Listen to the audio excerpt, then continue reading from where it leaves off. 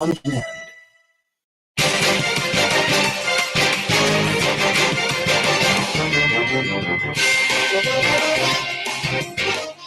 Good afternoon and welcome to WEFM's Midday News, brought to you with the kind compliments of Courts and Vincent Limited.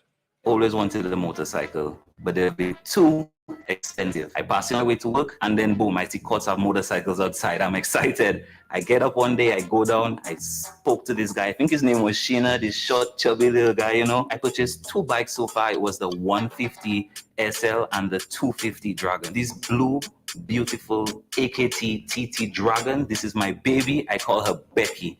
She gives me the best ride ever. My name is Storyboy Nick, and I live to ride my AKT. Welcome back to WEFM's Midday News, brought to you with the kind compliment of Courts and Vincent Limited. I am your presenter, Rajiv Providence. First, on the local scene. The annual Christmas Road Cleaning Program commenced today, Monday, November 28th, 2022. The program, which is a collaborative effort between Bragza and the Economic Planning Division in the Ministry of Finance, will see the employment of 5,733 persons across the island, as well as in the Grenadines. These will include 499 gangs and 743 jobbers, who will be responsible for the cutting of trees and cleaning of roads in all 15 constituencies. Contracts will also be given to over 100 truckers and conductors.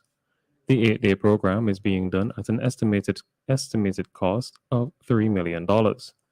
It is being undertaken as part of the labor-intensive temporary program LITE Light, which falls under the Volcano Eruption Emergency Project VEEP in the Ministry of Finance.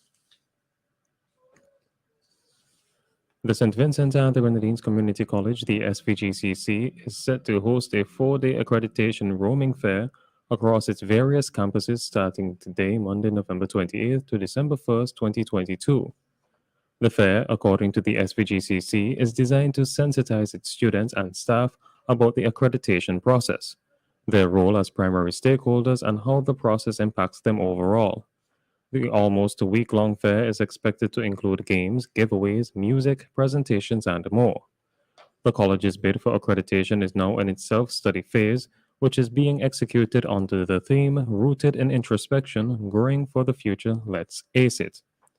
The accreditation fair schedule includes stops at the Hospitality and Maritime Training Institute at Diamond, today, November 28th, the Division of Technical and Vocational Education, Annisvale, on November 29th, and the Division of Nursing Education at Lago Heights on November 30th, and the Division of Arts, Sciences, and General Studies, and the Division of Teacher Education at Villa on December 1st, 2022, running from 10 a.m. to 2 p.m. each day.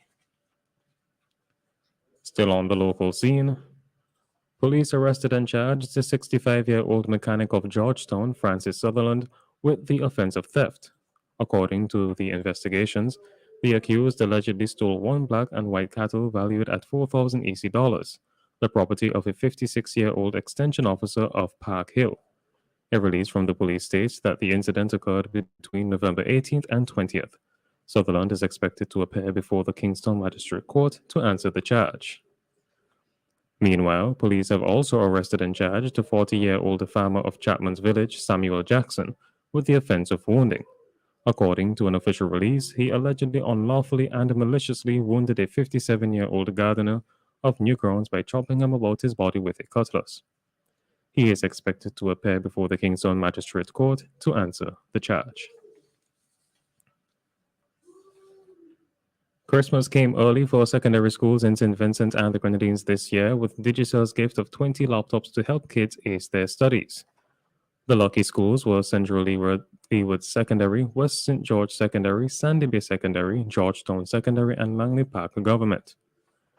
This is what it's all about for Digicel. Life is all about connections, and so are we. So it made perfect sense for us to gift our school kids with the connectivity tools they need to excel in their studies, said Victor Kovacs, Digicel St. Vincent and the Grenadines' CEO, who expressed delight at the opportunity to help the schools and students. He noted that every small step towards bridging the digital divide and allowing people to benefit from being a part of the knowledge economy translates to increased opportunity for all.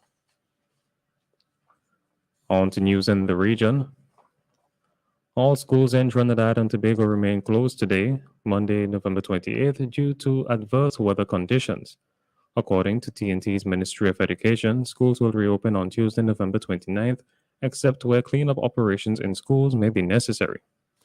The ministry will continue to monitor updates from the Met Office. Several roads have been rendered impassable due to the widespread flooding and landslides that have been reported in some areas. On Saturday, Trinidad and Tobago's Prime Minister Dr. Keith Rowley urged citizens to be alert, noting that the country is experiencing a bad weather emergency. He noted that watercourses are at or close to capacity, and international forecasts are for further incoming heavy rainfall over the next 2 days.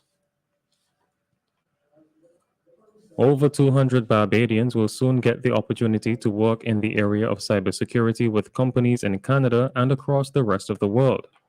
Earlier this month, Barbados' Prime Minister Mia Motley announced that 1,500 Barbadians will be trained in cybersecurity through a program financed by the Student Revolving Loan Fund.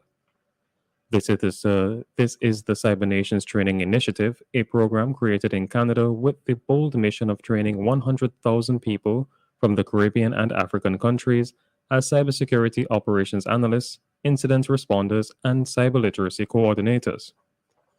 The pilot will be rolled out by Barbados' Ministry of Education, Technological and Vocational Training in January of 2023, with an online cohort of 200 Barbadians in the first instance. Learners interested in upskilling and joining the cybersecurity industry will embark on an intensive 4-month online learning program that culminates with a cybersecurity analyst certificate from George Brown College, a fully accredited Canadian learning institution.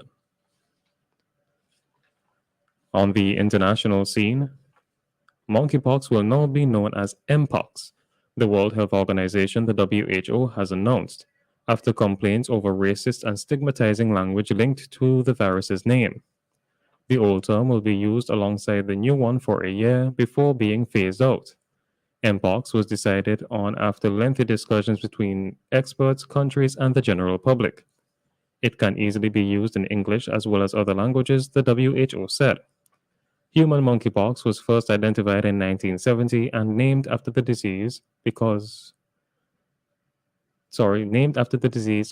by the virus, was discovered in captive monkeys more than a decade before. Since then, the WHO has introduced advice on naming diseases. It stresses the need to minimize unnecessary negative impact on trade, travel, tourism, or animal welfare, and to avoid causing offense to any cultural, social, national, or ethnic groups.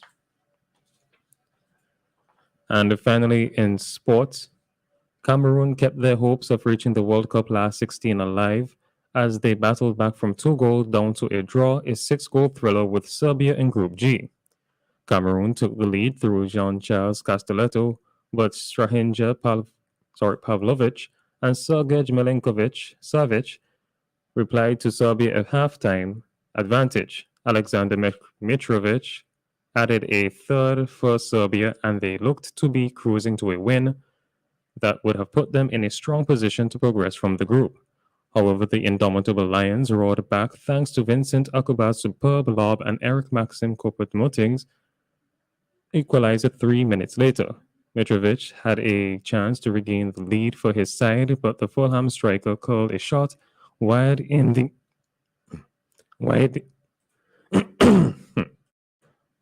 closing moments after being teed up by Dusan Tadic. Both sides lost their opening match, so this result leaves them 2 points adrift of Brazil and Switzerland, who meet today. This has been WEFM's Midday News. I have been your presenter, Rajiv Providence. Join us again at 3 p.m. for WEFM's 3 p.m. News. WEFM's Midday News is brought to you with the kind compliments of Court St. Vincent Limited. See the world, not the world. See the brands on eyewear from Quartz Optical. Come in today and get free eye exams, free blue block, and up to 20% off frame and lens purchases. Need sunglasses? With any purchase, get up to 80% off your sunglasses. Plus, With Ready Finance, you can shop today and pay $0 for 30 days. Visit us today at Courts Kingstown or call us at 456-1325 or visit us online at www.courtsoptical.com. Courts Optical, value you can see.